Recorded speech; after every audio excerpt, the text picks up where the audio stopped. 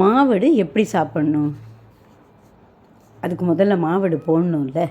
வாங்க முதல்ல மாவடு போடுவோம், கடைசியில் எப்படி சாப்பிட்ணுன்னு சொல்கிறேன். மாவடு போடுறதுக்கு குட்டி குட்டி உருண்டை வடு தான் ரொம்ப நல்லாயிருக்கும். நீட்டை வடுவும் நல்லாயிருக்கும், ஆனால் அதை விட இந்த உருண்டை வடு தான் சூப்பராக இருக்கும். சரி, இப்போ மாவடு போடலாம். இதை மாவடுவை வாங்கிட்டு வந்துட்டு நல்லா அலம்பி ஒரு துணியில் போட்டு கொஞ்சம் கூட ஈரம் இல்லாமல் தொடச்சி வச்சுக்கணும். ஒரு ஜாடியில் 4 கை மாவடுக்கு 1 கை உப்பு சேர்க்கணும்.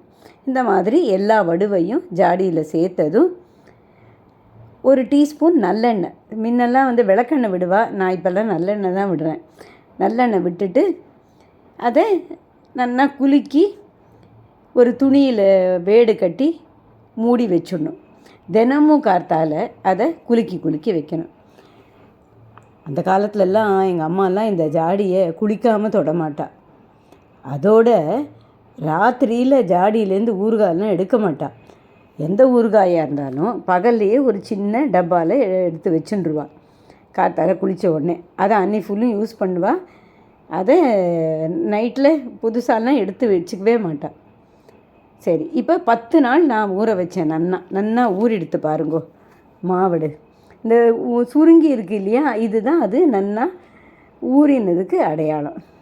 இந்த 1 கிலோ மாவடுக்கு நான் ஒரு 25 காஞ்ச மிளகா நன்னாவும் இருந்தது, நீளமாக இருந்தது, நல்ல காரமாகவும் இருந்தது. 25 காஞ்ச மிளகாவும் கொஞ்சம் கடுகையும் மொட்டை மாடியில் கொண்டு வச்சுட்டேன் மூடி.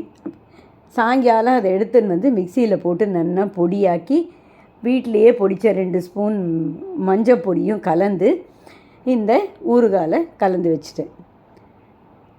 ஊற ஊற இன்னும் நல்லாயிருக்கும், அதை விட அந்த தண்ணியும் நல்லாயிருக்கும். மாவடு எப்படி சாப்பிட்ணும் தெரியுமா? ஒரு வாழை இலையை எடுத்து அலம்பிக்கணும். அதில் மோருஞ்சாதமோ தயிர்ஞ்சாதமோ நல்லா பிசைஞ்சு வச்சுட்டு அதுக்கு நடுவில் 2 மாவடு வச்சு, இந்த மிஸ்டர் வடிவேலு சொல்வார், மழைச்சாரல் மாதிரி நெய்யை ஊற்றுன்னு, அந்த மாதிரி அந்த மாவடுவோட தண்ணியை அதில் லேசாக ஊற்றிட்டு அதுக்கப்புறம் சாப்பிட்ணுமா? இன்னொரு விஷயம் இருக்குது. என்னென்னா, மருதாணி இருக்குது இல்லையா, மருதாணின்னா கோன் கிடையாது. நான் கீழேருந்து கொஞ்சம் மருதாணியை பறிச்சுன்னு அதை அரைச்சி கையில் இட்டுண்டேன்.